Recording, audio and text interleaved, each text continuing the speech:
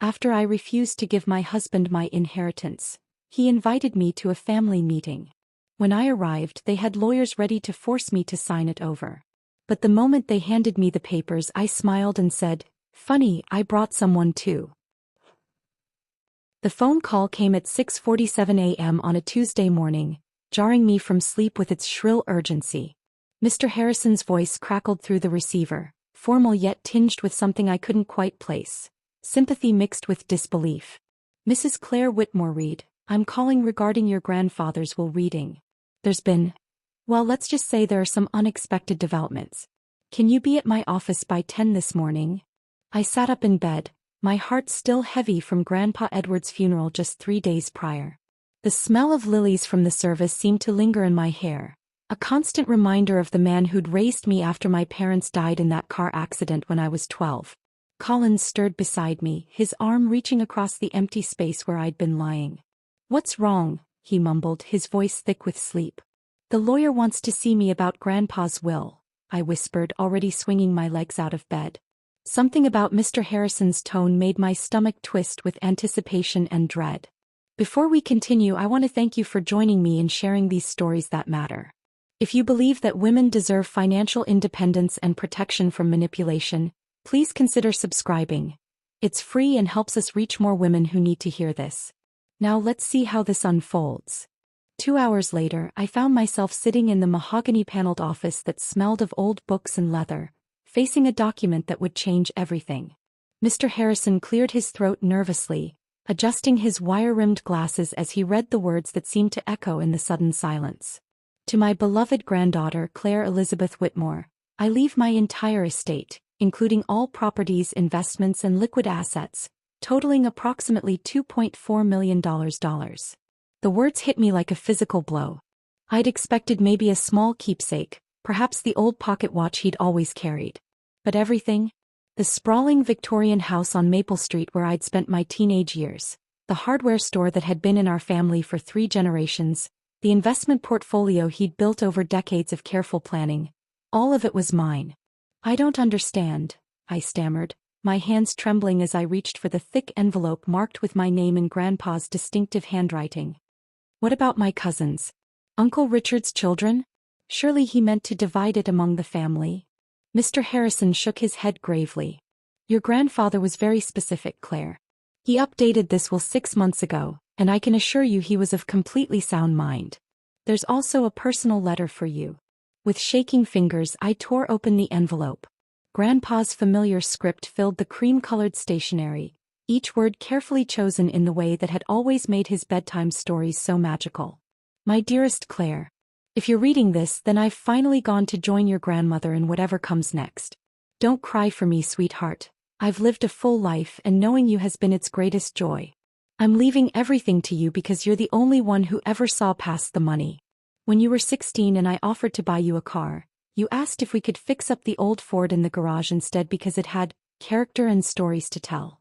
When your cousins would visit and immediately start calculating what they might inherit, you'd sit with me on the porch swing and ask about my childhood, about your grandmother's garden, about the dreams I'd given up to build this fortune. You have a good heart, Claire, but I worry about that husband of yours.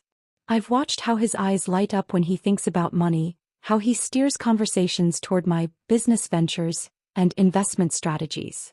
Be careful who you trust with this gift, my dear. Not everyone who claims to love you loves you for the right reasons. Make this inheritance count.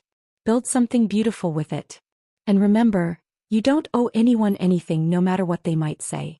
All my love, Grandpa Edward." I pressed the letter to my chest, tears streaming down my cheeks as the full weight of his words settled over me. He'd seen something I'd been too trusting to recognize. The memory of Colin's behavior at family gatherings suddenly took on a different hue. The way he'd laugh just a little too loudly at Grandpa's jokes, how he'd volunteer to help with yard work whenever there might be talk of wills or estate planning. The drive home felt surreal, like moving through a dream where everything looked the same but felt fundamentally different. I kept glancing at the certified check in my purse, the numbers almost too large to comprehend. $2.4 million. It was more money than I'd ever imagined having, more than Colin and I earned combined in 5 years of marriage. Colin was waiting in the kitchen when I walked through the door, his laptop open on the granite countertop we'd spent months saving to afford. He looked up expectantly, that boyish smile I'd fallen in love with 7 years ago spreading across his face. "So, what did the old man leave you?" "I'm betting it's that antique jewelry collection. Your grandmother's pearls were always gorgeous on you." I set my purse down carefully, studying his expression. There was something eager in his eyes, a brightness that reminded me uncomfortably of Grandpa's warnings. "Actually, he left me everything, Colin. The entire estate." The coffee mug slipped from his fingers, shattering against the tile floor in an explosion of ceramic and dark liquid. For a moment he just stared at me, his mouth opening and closing like he couldn't quite process the words. "Everything?" he whispered, and I heard something in his voice I'd never noticed before, calculation mixed with excitement. "You mean the house? The business? The investments?" "All of it." I bent to pick up the larger pieces of the broken mug, needing something to do with my hands. "Mr. Harrison said it's worth about $2.4 million total." Colin's laugh echoed through the kitchen, bright and slightly manic. "Claire, do you realize what this means? We're set for life. We can pay off the mortgage, buy that cabin we've always talked about, maybe start that consulting business I've been dreaming about. This changes everything." But as I looked up at him from where I knelt on the floor, surrounded by fragments of broken ceramic, all I could think about was Grandpa's letter burning like a brand in my purse. The way Colin's mind had immediately jumped to we and our plans sent a chill down my spine that had nothing to do with the spilled coffee soaking through my jeans. Something fundamental had shifted in that moment, though I wouldn't understand the full scope of it until much later. The inheritance hadn't just changed my financial situation. It had revealed truths about my marriage that I'd been too trusting, too in love, or perhaps too afraid to see. As Colin continued talking excitedly about investment opportunities and joint ventures, his voice fading into background noise, I realized that Grandpa's greatest gift wasn't the money at all. It was the clarity to finally see the man I'd married for who he really was. The text message came on a Thursday afternoon while I was reorganizing Grandpa's study, trying to make sense of decades of financial documents and personal letters. Colin's name flashed on my phone screen. "Mom's making Sunday dinner. Family gathering at 2 p.m. Don't be late." Something about the tone felt wrong. Colin never used periods in his texts, and he certainly never referred to his mother's casual dinners as family gatherings. But after a week of increasingly tense conversations about the inheritance, conversations that always ended with me saying I needed more time to think, I figured maybe he was trying to smooth things over with a normal family afternoon. I should have trusted my instincts. Sunday arrived with an unseasonably gray sky, the kind of weather that makes everything feel heavy and ominous. I'd spent the morning at Grandpa's grave, telling him about the strange tension that had settled over my marriage like a fog I couldn't quite navigate through. The roses I'd placed on his headstone seemed to nod in the gentle breeze, as if he were listening, warning me to be careful. Colin had left early that morning, claiming he needed to help his mother prepare, but when I pulled into the familiar driveway of the modest ranch house where he'd grown up, I noticed several cars I didn't recognize. A sleek black sedan sat next to Evan's pickup truck, and behind it, a silver BMW that definitely didn't belong to anyone in Colin's family. The front door opened before I could knock, and Colin's smile seemed stretched too tight across his face. "Claire. Perfect timing. Everyone's here." Everyone. I stepped inside, immediately noticing that the usual warmth of his mother's home felt different. The living room had been rearranged, chairs pulled into a circle around the coffee table like some kind of intervention setup. "Colin, what's going on?" His mother, Sandra, emerged from the kitchen with a strained expression, wiping her hands on a dish towel. "Oh, honey, the boys thought it would be good to have some help with all that paperwork you inherited. You know how confusing legal documents can be." That's when I saw them. Two men in expensive suits sitting on the couch like they owned the place, briefcases open and documents spread across the coffee table in neat, organized piles. Colin's brother Evan stood near the window, avoiding eye contact, his usual easy grin replaced by something that looked almost apologetic. "Claire, meet Robert Hendricks and James Morrison," Colin said, his voice taking on a tone I'd never heard before, authoritative, almost commanding. "They specialize in estate management and inheritance optimization.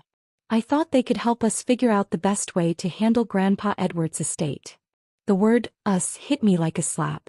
I looked around the room, taking in the scene with growing clarity. This wasn't a family dinner. This was an ambush. I don't remember asking for help, I said carefully, my voice steadier than I felt. My heart was hammering against my ribs, but years of watching Grandpa negotiate business deals had taught me never to show weakness when cornered.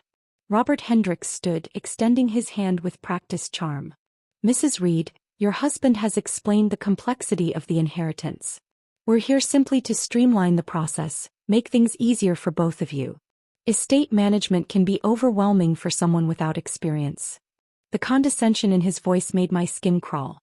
I shook his hand briefly, noting how his grip lingered just a moment too long, how his smile never reached his eyes.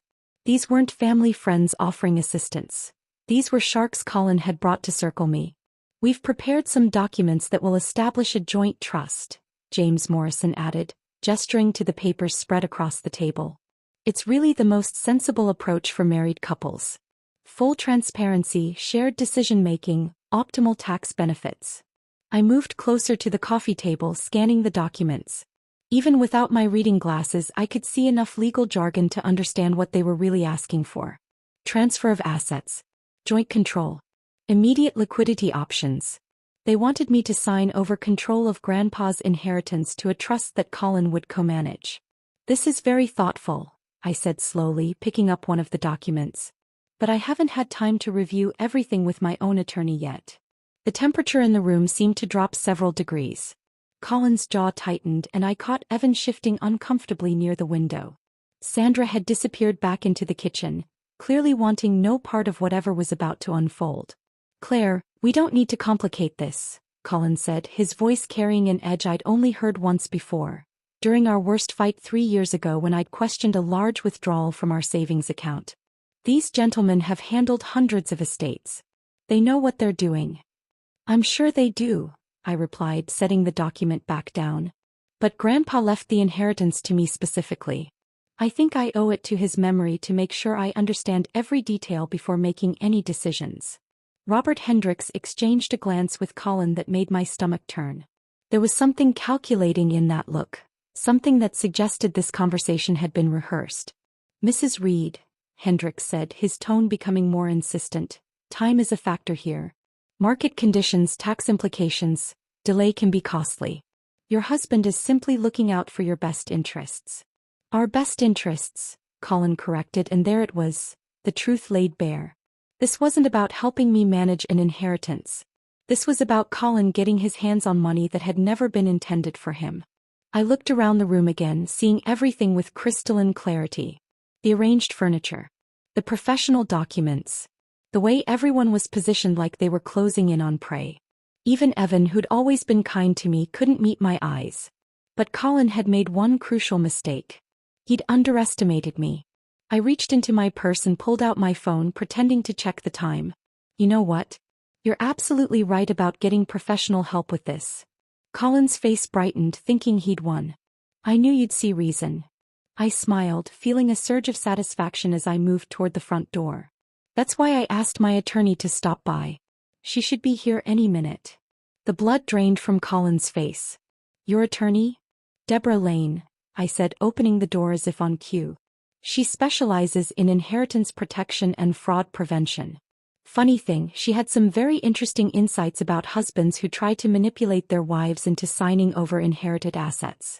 Deborah stepped through the doorway, her silver hair perfectly styled, her presence commanding immediate respect. At 62, she'd built a reputation as one of the most formidable estate attorneys in the state, and her sharp blue eyes missed nothing as they swept the room. Good afternoon, everyone, she said pleasantly, though her tone carried an unmistakable authority. I hope I'm not interrupting anything important. The silence that followed was deafening. Colin's confidence cracked like ice under pressure, and suddenly he looked exactly like what he was. A man caught in the middle of betraying his wife's trust in broad daylight.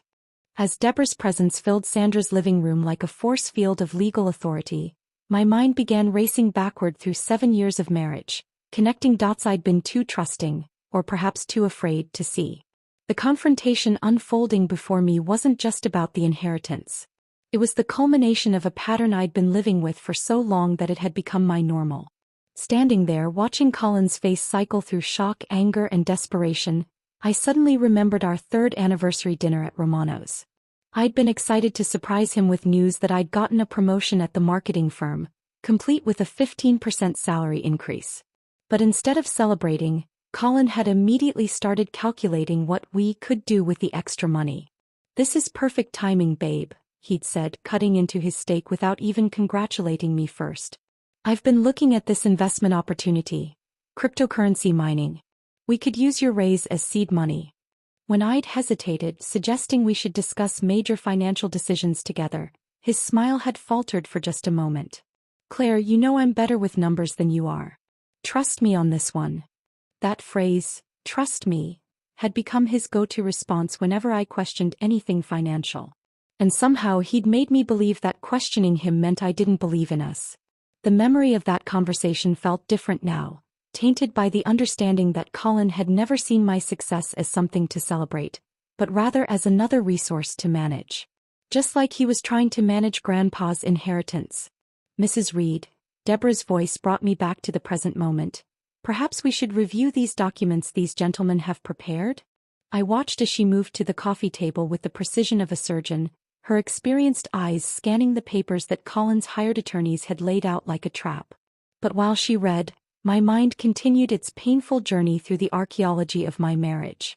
There was the Mexico vacation that had appeared on our credit card statement, a $4,000 charge I'd discovered while paying bills. When I'd confronted Colin about it, he'd laughed it off, saying it was a surprise he'd been planning for months. "You're always stressed about work," he'd said, pulling me into his arms with that boyish grin that used to make my knees weak. "I thought we could use some time together. Don't you want to spend time with your husband?"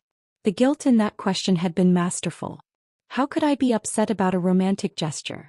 How could I complain about my husband wanting to sweep me away on a dream vacation? But I'd never agreed to spend that money. We'd been saving for a down payment on a house, and that $4,000 had wiped out months of careful budgeting. Even worse was the BMW incident from 2 years ago.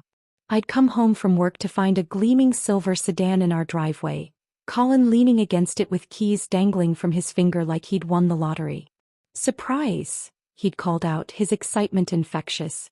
"I got us a car." Us. I'd walked around the vehicle, noting the pristine interior, the technology package, the premium sound system. "Colin, we already have a car. And we definitely don't have BMW money. It's a lease," he'd explained as if that made everything reasonable. "And it's in your name because your credit score is higher. The payments are totally manageable." Manageable for whom? I'd wondered but hadn't said aloud. Instead, I'd found myself making excuses for why we needed a luxury car, why it made sense to stretch our budget, why Colin's happiness was worth the financial stress that kept me awake at night. But the crypto incident had been the worst betrayal of all, though I hadn't recognized it as such at the time. Grandpa had given us $8,000 for roof repairs after a particularly bad storm season. The money had come with explicit instructions: "Make sure you fix those shingles properly, Claire. I don't want you and Colin dealing with water damage." I'd assumed Colin would call the roofing company we'd gotten estimates from. Instead, he'd deposited the check and told me he'd found a better investment opportunity. "Cryptocurrency is the future, Claire," he'd said over dinner, his eyes bright with the fervor of a convert. "My buddy Jake made $30,000 in 6 months. If we put $4,000 into Bitcoin now, we could double it by Christmas." "But what about the roof? We'll use the profits to fix the roof and still have money left over. It's a win-win." The roof never got fixed that year. The cryptocurrency investment had crashed within 2 months, taking half of Grandpa's gift with it. We'd ended up patching the worst leaks with tarps and prayer, waiting until the following spring when I'd quietly used my bonus money to hire contractors. Grandpa never asked about the roof directly, but I'd caught him looking up at the ceiling during his last visit, his weathered hands tracing water stains that shouldn't have been there. The disappointment in his eyes had cut deeper than any argument. "Claire," Deborah's voice interrupted my spiral of memories. "These documents are quite interesting. Mr. Hendricks, could you explain the section about immediate liquidation rights?" As the attorneys began a tense discussion about legal terminology and fiduciary responsibilities, I found myself remembering the voice memos I'd discovered on Colin's phone just last week. I'd been looking for a restaurant's phone number in his recent calls when I'd accidentally opened his voice memo app. Dozens of recordings dating back months.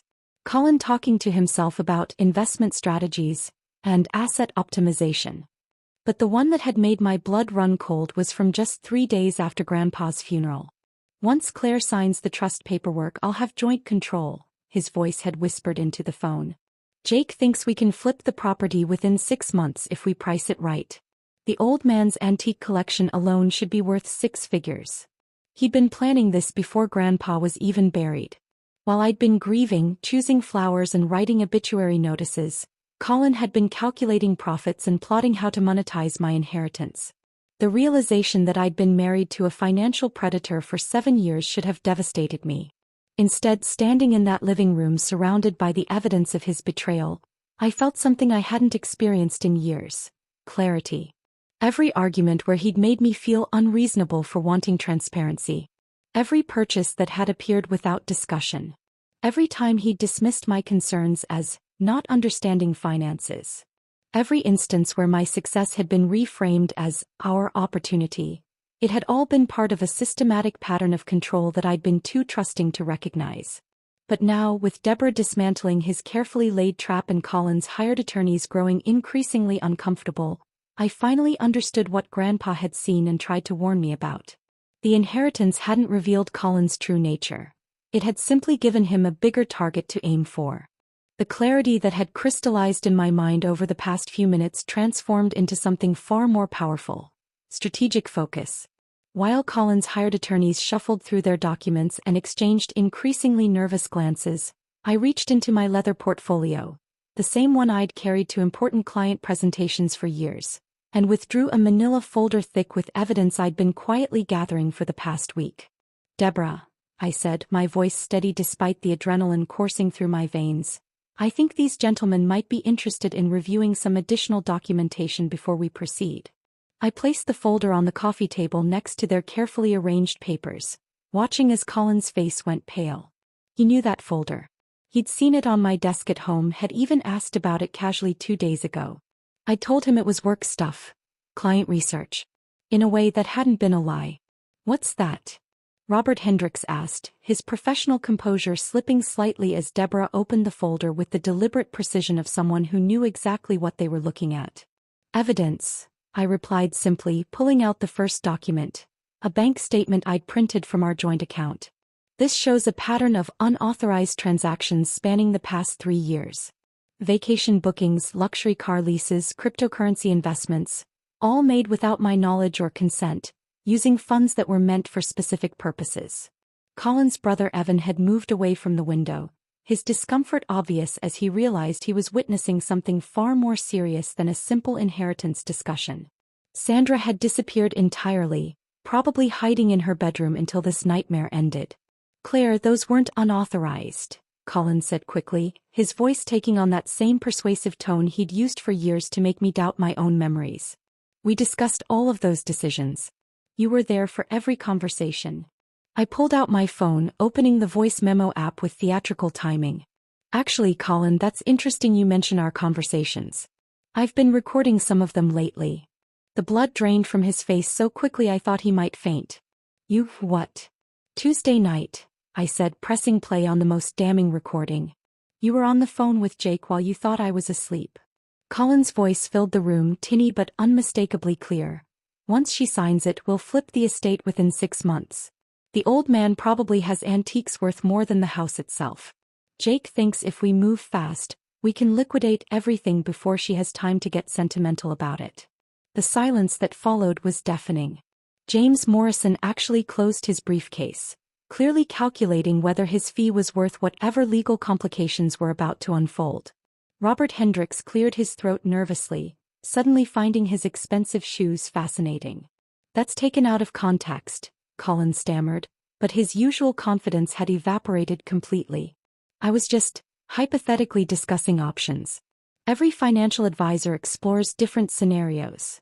Deborah smiled, the kind of smile that had probably intimidated countless opposing counsel over her decades of practice. "Mr. Reed, are you claiming to be a licensed financial advisor? Because I don't see any credentials listed in your background check." Background check. Colin's voice cracked slightly. Oh yes, Deborah continued smoothly, pulling out a thick document. Claire hired me to conduct a thorough investigation into any potential conflicts of interest regarding this inheritance. Very wise of her, considering what we discovered. I watched Colin's Adam's apple bob as he swallowed hard, realizing that while he'd been plotting against me, I'd been building a case against him. The student had finally surpassed the teacher, except I'd never wanted this particular education. This is harassment, he said weakly, but the fight was already draining out of him. No, I replied, reaching into the folder again. This is transparency. Something you might remember from our wedding vows, the part about honesty and trust. I pulled out the notarized copy of Grandpa's letter, the one that had been burning a hole in my heart since the day I'd received it. I think everyone should hear what my grandfather really thought about this situation. Clearing my throat, I read aloud the section that mattered most. I'm leaving everything to Claire because she's the only one who ever saw past the money. I worry about that husband of hers. I've watched how his eyes light up when he thinks about money, how he steers conversations toward my business ventures and investment strategies. Be careful who you trust with this gift, my dear. The words hung in the air like a judgment from beyond the grave. Colin tried to interrupt, but I continued reading. Claire is the only one I trust to use this inheritance wisely, to build something meaningful rather than simply consume. She has a good heart, but she also has the strength to protect what matters when the time comes. The old man was confused, Colin said desperately, his voice rising. He was on medication, probably didn't know what he was saying. You can't base legal decisions on the ramblings of someone who wasn't thinking clearly. That's when Deborah delivered the knockout punch. She pulled out a medical file, complete with official letterhead and physician signatures. Actually, Mr. Reed, these are your grandfather-in-law's medical records from his final 6 months. Dr. Patricia Williams ran comprehensive cognitive assessments right up until 2 weeks before his death. His mental faculties were not only intact, they were exceptional for a man his age. She flipped to a specific page, reading from the doctor's notes. Patient demonstrates sharp memory, clear reasoning, and excellent judgment. No signs of cognitive decline or medication-related confusion. Recommend continued independent living with no restrictions on legal decision-making. The medical records hit Colin like a physical blow. His last desperate defense, claiming Grandpa wasn't competent, had just crumbled to dust. Robert Hendricks and James Morrison were already packing up their documents, their professional instincts telling them to distance themselves from what was clearly becoming a legal disaster. Gentlemen, Deborah addressed the attorneys with ice-cold professionalism. I trust you understand that any attempt to coerce Mrs. Reed into signing documents transferring inherited assets could constitute fraud, undue influence, and potentially criminal conspiracy. I assume you'll want to withdraw from this matter immediately to avoid any ethical complications with your respective bar associations. They couldn't pack up fast enough. Papers disappeared into briefcases, business cards were quietly pocketed, and within minutes the 2 men who'd arrived ready to help Colin steal my inheritance were making polite excuses about having other appointments. This isn't over, Colin said, but his voice lacked conviction. He was a man watching his carefully constructed plan collapse in real time, realizing that the wife he'd underestimated had outmaneuvered him completely. You're right, I agreed, standing up and gathering my evidence back into the folder. It's not over. But what happens next depends entirely on how honest you're willing to be about what you've already taken from me. For the first time in 7 years of marriage, Colin had no response. No charm, no manipulation, no way to twist the conversation to his advantage. He'd walked into his own trap, and now he was discovering just how much his supposedly naive wife had learned about fighting back. The drive away from Sandra's house felt like emerging from underwater. Each mile putting distance between me and 7 years of suffocating manipulation. My hands gripped the steering wheel so tightly my knuckles had gone white, but for the first time in months, I could breathe deeply without feeling like something was constricting my chest. Luna was waiting for me when I got home, her golden retriever tail wagging frantically as if she could sense the seismic shift that had just occurred in our lives. I buried my face in her soft fur, letting the familiar comfort of her unconditional love wash over me while I tried to process what came next. The house felt different now, not like home but like a museum of lies I'd been living in without realizing it. Every piece of furniture, every picture on the wall, Every shared memory suddenly seemed tainted by the knowledge of what Colin had really been thinking all these years. The granite countertops he'd insisted we needed, the oversized television he'd bought without consulting me, the wine collection he'd started with money I'd thought was going toward retirement savings. All of it felt like evidence of a life I'd been tricked into building. I couldn't stay here. Not tonight, maybe not ever. By Tuesday morning I'd found a furnished studio apartment on the other side of town. Small, clean, and completely my own. The elderly landlord, Mrs. Chin, didn't ask questions when I paid 6 months upfront in cash and explained I'd need to move in immediately. She just handed me the keys and said, "Sometimes we all need a fresh start, honey." Luna adapted to our new space faster than I did, claiming the sunny spot by the window as her new favorite napping location. Watching her settle in with such simple contentment reminded me that happiness didn't require square footage or granite countertops. It required peace, something I hadn't realized I'd been missing until I found it again. Colin's first text arrived at 6:23 a.m. on Wednesday. "Claire, we need to talk. This is all a huge misunderstanding." I deleted it without responding. The messages kept coming throughout the week, each one a masterclass in manipulation disguised as remorse. "I know I've made mistakes, but we can work through this together. You're throwing away 7 years over money. Is that really what you want? I love you. Doesn't that count for anything?" That last one made me laugh. A bitter, hollow sound that echoed in my small studio. But what Colin felt for me had never been love. It had been ownership, control, the satisfaction of having someone he could mold to serve his purposes. Real love didn't scheme behind closed doors or try to steal from the person you claimed to cherish. Thursday brought flowers to my office. A massive arrangement of white roses that my assistant, Janet, wheeled in with raised eyebrows and barely concealed curiosity. The card read, "I'm sorry. Let me make this right." "Secret admirer?" Janet asked, but I was already dropping the bouquet into the trash can beside my desk. "Something like that," I replied, turning back to my computer screen. The symbolic gesture felt surprisingly liberating. Colin's charm offensive landing exactly where it belonged. Friday's grand gesture was Colin himself, standing in the parking garage as I left work, holding another bouquet and wearing his most contrite expression. He'd clearly been waiting for a while, probably timing his arrival to catch me at my most vulnerable moment after a long day. "Claire, please," he called out as I approached my car. 5 minutes. That's all I'm asking." I stopped, studying the man I'd been married to for 7 years. He looked smaller somehow, diminished by the knowledge that his mask had finally slipped completely. "What could you possibly say that would make any difference?" "I made mistakes," he said, stepping closer. "But we're married. That has to mean something. We can go to counseling, work through this together. I'll change, I promise." The word, change, almost made me laugh again. "Colin, you tried to steal my inheritance. You brought lawyers to intimidate me into signing away my grandfather's final gift. You've been manipulating our finances for years without my knowledge. This isn't about making mistakes. This is about who you fundamentally are." "But I love you," he said, and for a moment, I almost believed he thought that was true. "No," I replied quietly, unlocking my car door. "You love what I could provide for you. There's a difference." That weekend, I sat in my small studio with divorce papers spread across the tiny dining table, Luna's head resting on my feet as I read through each page carefully. Deborah had been thorough. Every asset protected, every potential claim anticipated. When I reached the section about irreconcilable differences, I paused, pen hovering over the signature line. The tears came then, but not for the reasons I expected. I wasn't crying because my marriage was over. I was crying because it had taken me so long to realize it had never really existed in the first place. What I was mourning wasn't Colin, but the 7 years I'd spent believing in a love that had been performance art from the very beginning.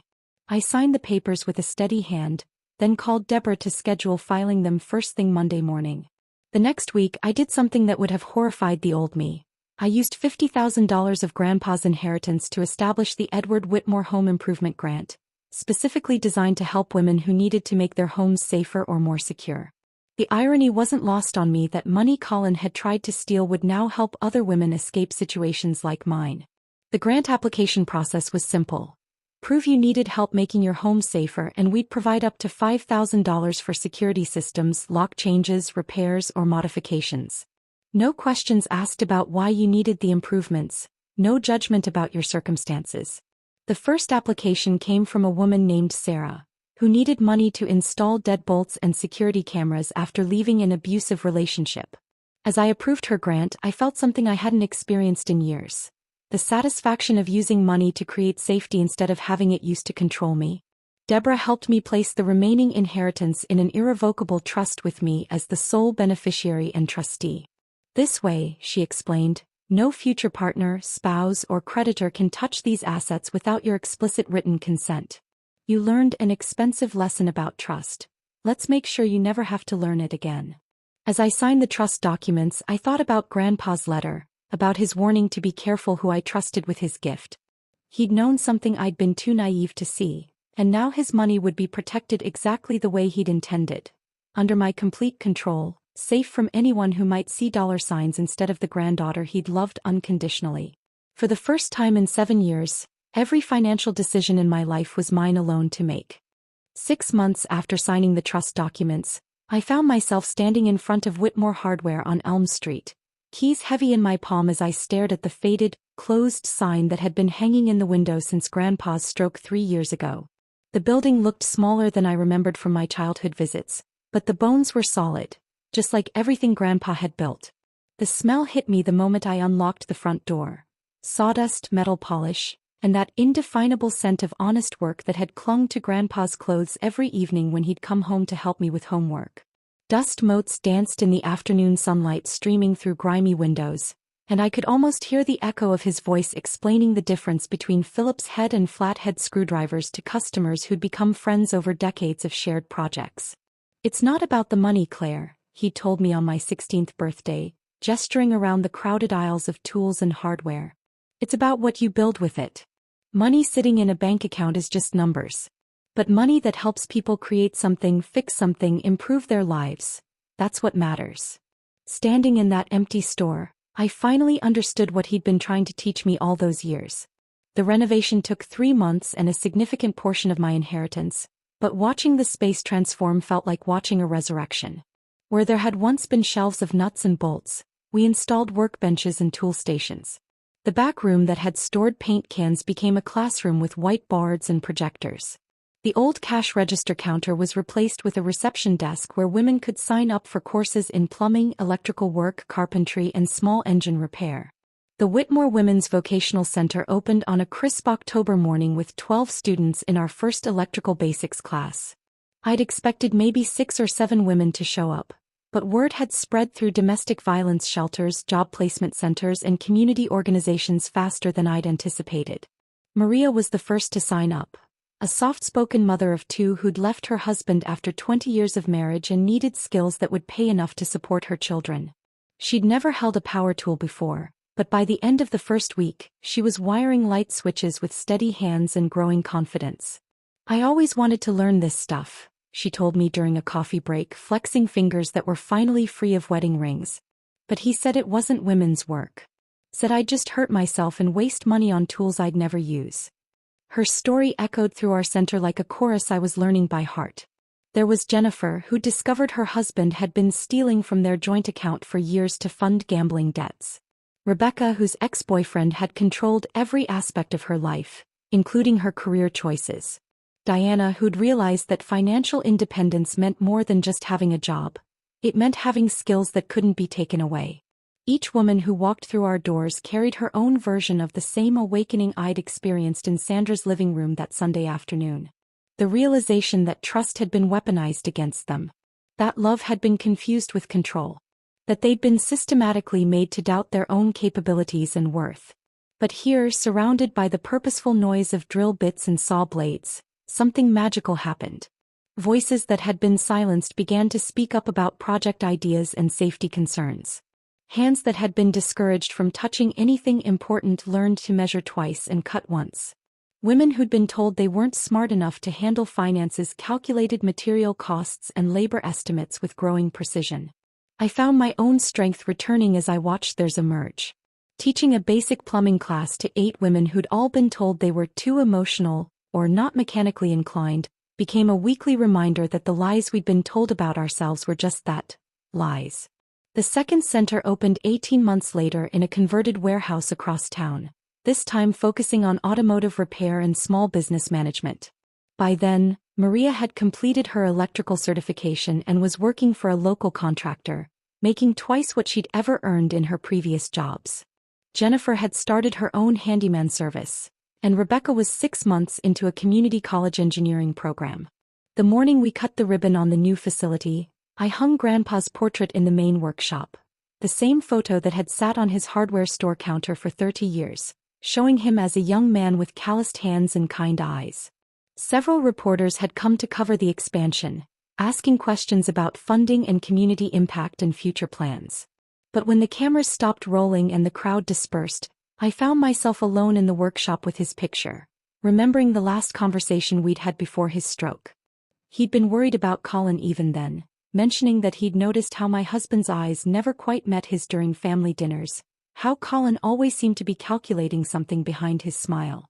"You've got good instincts, Claire," he'd said, adjusting his old baseball cap the way he did when he was thinking seriously about something. "Don't let anyone convince you to ignore them. And remember, the best inheritance isn't money. It's knowing your own worth." A month later, the email arrived from Colin's attorney, a formal request to revisit the asset division, based on new information regarding the inheritance acquisition. Reading between the legal language, it was clear that Colin had spent the past year looking for any angle to challenge Grandpa's will or claim some portion of what had never belonged to him. I forwarded the email to Deborah with a single-sentence response: "Talk to my lawyer." Her reply came back within an hour: "Already handled. Some people never learn." Standing in the workshop that evening, watching our newest class of students practice welding techniques under the patient guidance of our instructor, I felt a satisfaction deeper than anything I'd experienced during 7 years of marriage. These women weren't learning trades just to earn money. They were reclaiming pieces of themselves that had been systematically stolen. As I locked up the center and headed home to my small apartment where Luna waited with her usual enthusiastic greeting, I paused to look back at the building that bore Grandpa's name. The windows glowed with warm light, tools hung in organized rows, and tomorrow would bring new students ready to discover what they were truly capable of building. "You were right," I whispered to his memory, carried on the evening breeze. "I did make it matter." The inheritance had given me financial freedom, but the legacy I was choosing to live by, that was something no one could ever take away. If this story of justice and empowerment had you on the edge of your seat, hit that like button right now. My favorite part was when Claire smiled and said, "Funny, I brought someone too," completely turning the tables on Colin's scheme. What was your favorite moment? Drop it in the comments below. Don't miss more inspiring stories like this. Subscribe and hit that notification bell so you never miss an upload.